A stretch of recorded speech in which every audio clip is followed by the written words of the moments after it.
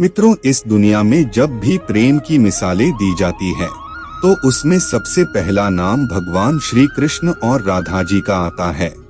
धार्मिक ग्रंथों के मुताबिक श्री कृष्ण को अपार प्रेम का प्रतीक माना जाता है और पुराणों के अनुसार ऐसा बताया जाता है कि श्री कृष्ण की 16,108 रानियां थीं, जिनमें से रुक्मणी और सत्यभामा उनकी सबसे मनपसंद रानियां थीं।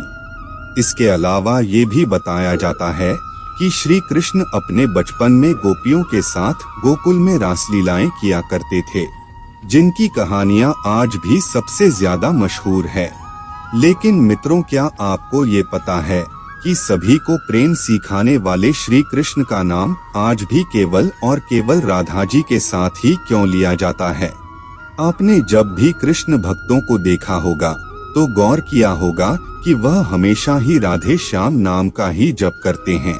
इस दुनिया में जब भी श्री कृष्ण और राधा जी के प्रेम का कहीं जिक्र किया जाता है तो सभी के मन में अक्सर ये सवाल उठता है कि जब आखिर श्री कृष्ण और राधा जी के बीच इतना अधिक प्रेम था तो इन दोनों ने आपस में विवाह क्यों नहीं किया?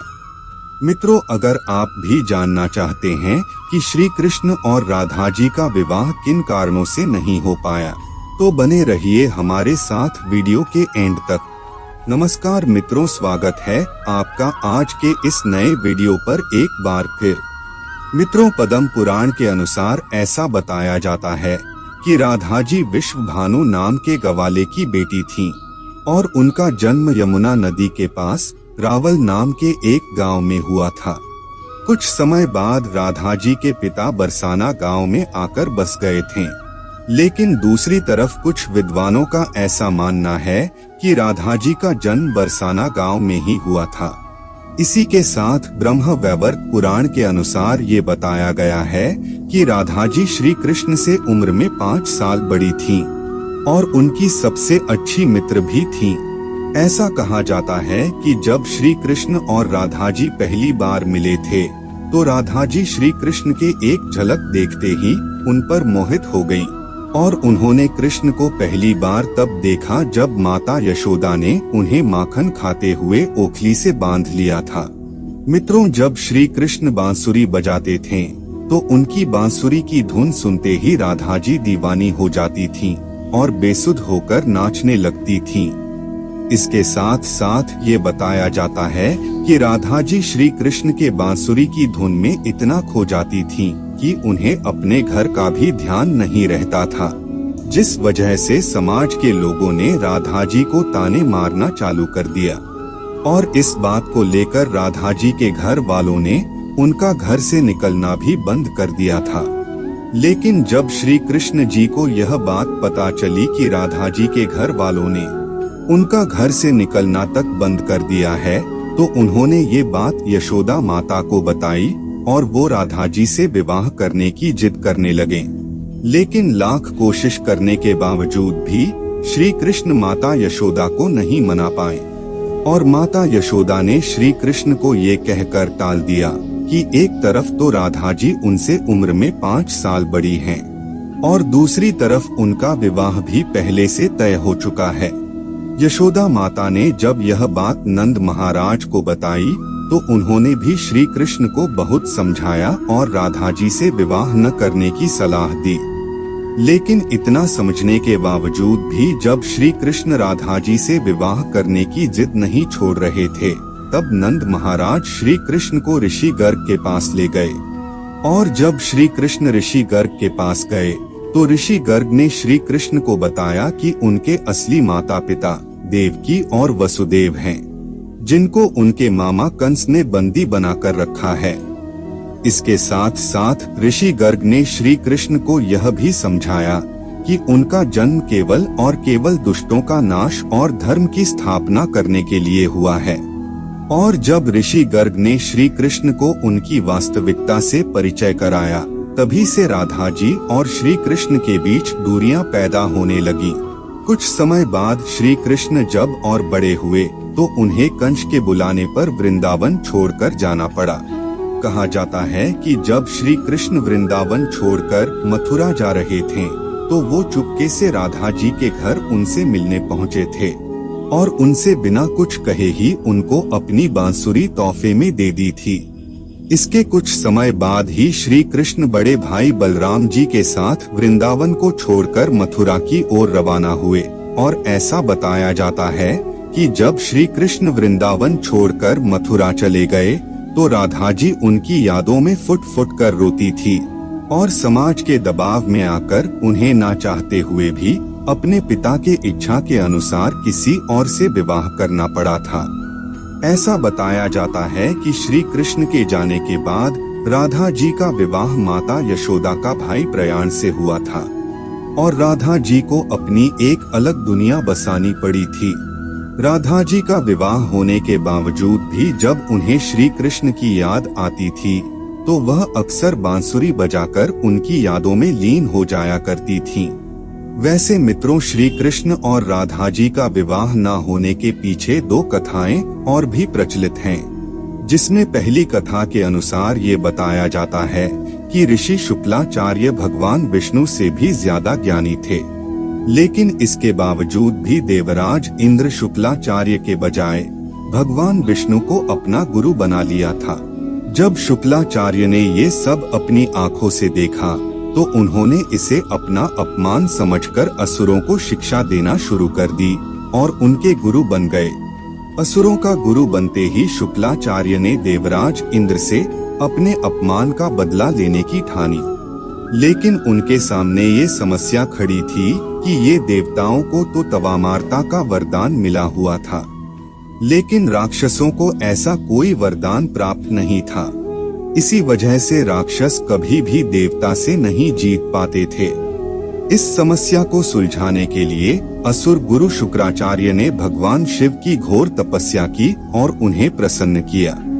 इसी के साथ साथ शुक्राचार्य ने भगवान शिव को ही अपना गुरु बना लिया। भगवान शिव को अपना गुरु बनाते ही शुक्राचार्य ने उनसे मृत संजीवनी वरदान पाने की सोची।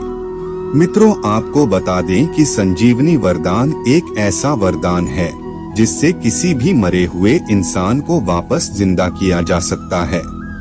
मृत संजीवनी वरदान के लिए जब शुक्राचार्य भगवान शिव की तपस्या करने जा रहे थे तो उन्होंने सभी राक्षसों को अपने माता पिता ऋषि भृगु और काव्य माता की कुटिया में रहने के लिए कहा, ताकि उनके होते हुए कोई भी देवता राक्षसों को नुकसान न पहुंचा सके।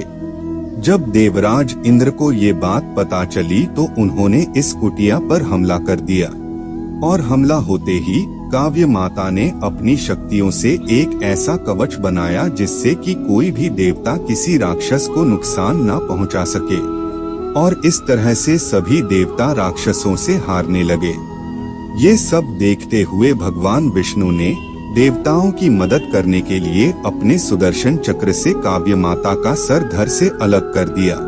हालांकि ऋषि भृगु ने अपनी पत्नी यानी कि काव्यमती को कामधेनु गाय की मदद से वापस जिंदा तो कर लिया, लेकिन इसके साथ साथ उन्होंने भगवान विष्णु को ये श्राप दिया कि उन्हें इस धरती पर जन्म लेकर पत्नी वियोग सहना पड़ेगा। और मित्रों, बताया जाता है कि ऋषि भृगु के द्वारा दिए गए श्राप की वजह से श्री कृष्ण जी का विवाह राधा जी से नहीं हो पाया था। ऐसा इसलिए क्योंकि भगवान विष्णु ने ही श्री कृष्ण के अवतार में इस धरती पर जन्म लिया था।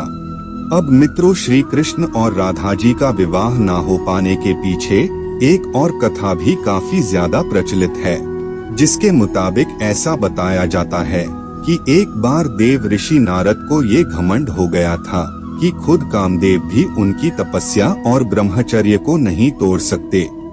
ये सब देखते हुए भगवान विष्णु ने सोचा कि क्यों ना देव ऋषि नारद का ये घमंड तोड़ा जाए। और जब देव ऋषि नारद एक बार रास्ते में कहीं जा रहे थे तो उन्हें एक बहुत ही सुंदर नगर दिखाई दिया, जहां माता लक्ष्मी के स्वयंवर का आयोजन किया जा रहा था। तब नारद मुनि उस नगर में गए और वो माता लक्ष्मी के एक झलक देखते ही वे उन पर मोहित हो गए। लक्ष्मी जी के रूप और सुंदरता को देखकर देव ऋषि नारद का ब्रह्मचर्य तो भंग हो ही चुका था, इसके लिए उन्होंने सोचा कि क्यों ना इस स्वयंवर में भाग ले लिया जाए। लेकिन इससे पहले देव ऋषि नारद भगवान विष्णु के पास गए और उनसे कहा कि आप अपना सुंदर रूप मुझे दे दीजिए और मुझे हरि जैसा बना दीजिए। मित्रों, आपको बता दें कि हरि का एक और अर्थ वानर होता है, लेकिन देव ऋषि नारद ये बात नहीं जानते थे और भगवान विष्णु ने उन्हें एक वानर रूप दे दिया। जब लक्ष्मी जी स्वयंवर में आई तो देव ऋषि नारद के वानर वाले रूप को देखकर उन्हें बहुत गुस्सा आया। इसी के साथ साथ देव ऋषि नारद का स्वयंवर में खूब मजाक भी उड़ाया गया। उसी समय की बात है कि भगवान विष्णु भी एक राजा भेष रखकर उसी स्वयंवर में आ गए और भगवान विष्णु के सुंदर रूप को देखते ही लक्ष्मी जी ने उन्हें अपने पति के रूप में चुन लिया। ये सब देखकर स्वयंवर में बैठे सभी लोग देव ऋषि नारद की और भी ज्यादा हंसी उड़ाने लगे और उन्हें कहा कि पहले जाकर अपना रूप तो देखो। जब देव ऋषि नारद ने शीशे में जाकर अपना रूप देखा तो इन्हें अपना वानर वाला रूप देखकर बहुत गुस्सा आया। इसी के साथ साथ देव ऋषि नारद भगवान विष्णु को भला बुरा कहने लगे और उन्हें श्राप दिया कि जिस तरह से मैं स्त्री वियोग में तड़प रहा हूँ, उसी तरह तुम्हें भी अपने हर जन्म में स्त्री वियोग सहना पड़ेगा। लेकिन इसके कुछ समय बाद नारद मुनि को अपने गलतियों का एहसास हुआ और उन्होंने भगवान विष्णु से इस बात के लिए क्षमा मांगी। इसके बाद भगवान विष्णु ने नारद मुनि को क्षमा करते हुए बताया कि ये सब तो उनकी ही माया थी। वैसे मित्रों, कमेंट करके बताइए कि आपको क्या लगता है, इनमें से किस श्राप के कारण श्री कृष्ण और राधा जी का विवाह नहीं हो पाया। फिलहाल आज के वीडियो में बस इतना ही। अब हमें इजाजत दें और वीडियो को अंत तक देखने के लिए आपका बहुत बहुत शुक्रिया।